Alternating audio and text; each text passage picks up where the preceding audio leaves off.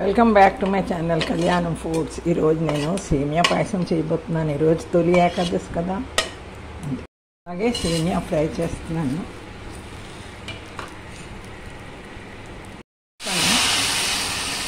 తర్వాత పాలు వేస్తాను. నేను ఇందులో పాలు వేసేస్తున్నాను. ఇప్పుడు నేను వేలక్కాయలు వేసాను. వేసి 3 స్పూన్స్ షుగర్ వేస్తాను.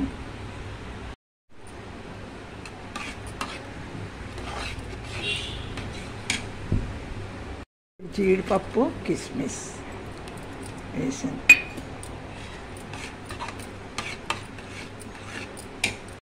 ఈ వీడియో కనుక మీకు నచ్చినట్టయితే లైక్ చేయండి, షేర్ చేయండి, సబ్స్క్రైబ్ చేయండి, ఐకాన్ బెల్ బటన్ నొక్కండి.